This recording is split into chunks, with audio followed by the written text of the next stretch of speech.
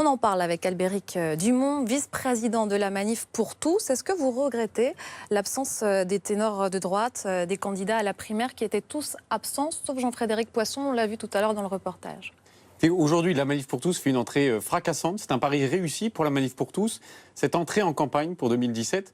Alors, il y avait de nombreux élus présents, comme votre reportage vient de le montrer. Et puis, ceux qui n'ont pas pu venir ont adressé des messages de soutien en amont ou simplement envoyé leurs équipes de campagne. Donc, aujourd'hui, l'ensemble des équipes des primaires étaient représentées. J'exclus Nathalie Kosciusko-Morizet, mais ça ne vaut même pas le coup d'en parler.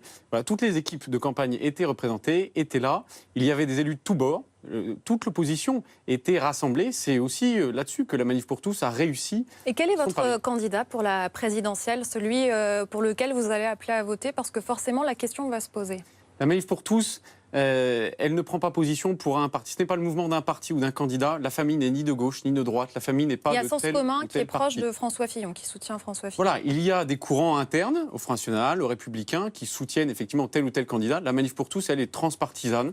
Nous n'avons pas légitimité à appeler à voter pour un ou un autre candidat.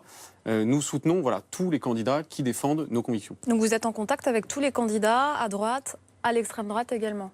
Aujourd'hui, nous sommes en contact avec beaucoup d'élus, y compris de l'actuelle majorité. On a eu notamment un message de soutien très agréable de Bruno Nestor Azerot, le député de Martinique, mais qui se font plus discrets. Et puis après, nous touchons et nous travaillons au quotidien avec l'ensemble des représentants de l'opposition actuelle, effectivement, du Front National à l'UDI Nouveau Centre, en passant par les Républicains. Donc on vous entend bien, vous dites que c'est un succès. Sur les chiffres, toutefois, la préfecture parle de 23 à 24 000 personnes. Vous dites 200 000, là c'est vraiment le grand écart.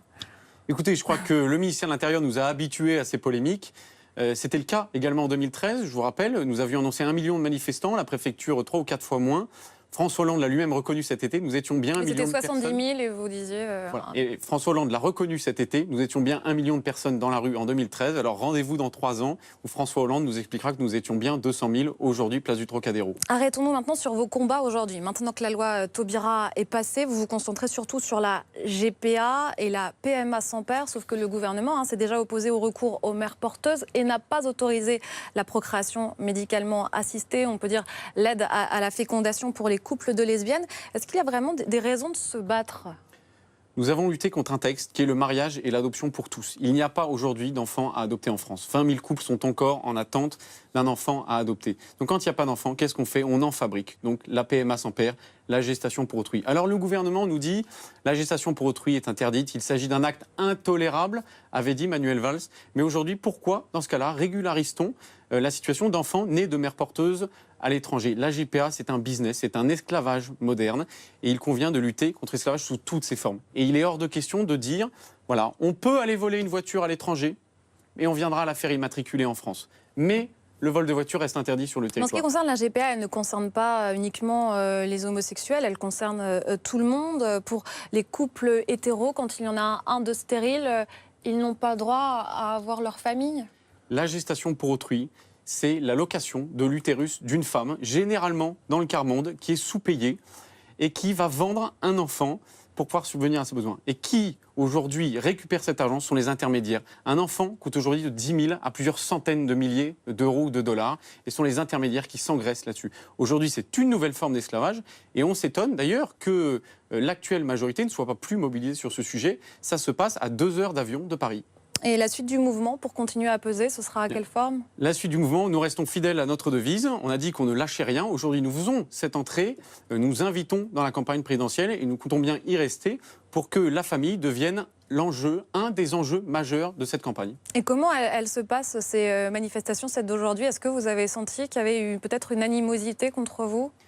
Écoutez, on a vu le long des cortèges l'extrême gauche, on a vu des fémènes, on a vu des antifascistes mêlés à des militants LGBT haineux. On a vu des slogans, on a vu des violences. La préfecture de police a d'ailleurs procédé à plusieurs interpellations de militants qui étaient en possession d'objets dangereux. Aujourd'hui, il y a une haine, un acharnement contre les amoureux de la famille. Voilà, aujourd'hui, je pense que... Il y a aussi une haine parfois chez vous, des slogans homophobes lors de précédentes manifestations. Est-ce que vous les condamnez publiquement? Ça, c'est vous. Nous avons toujours condamné toute forme d'homophobie et c'est une chose qui nous révulse profondément, mais il n'y a jamais, et je le dis, dans l'ensemble des cortèges de la Manif pour tous depuis sa création, il n'y a jamais eu de prise de parole, de pancarte ou de déclaration homophobe. Après, vous n'avez pas des oreilles forcément partout. Non, mais je connais quand même suffisamment bien le mouvement pour vous dire ce qu'il en est. Merci beaucoup Albéric Dumont, vice-président de la Manif pour tous. Merci d'avoir été notre invité ce soir sur BFM TV.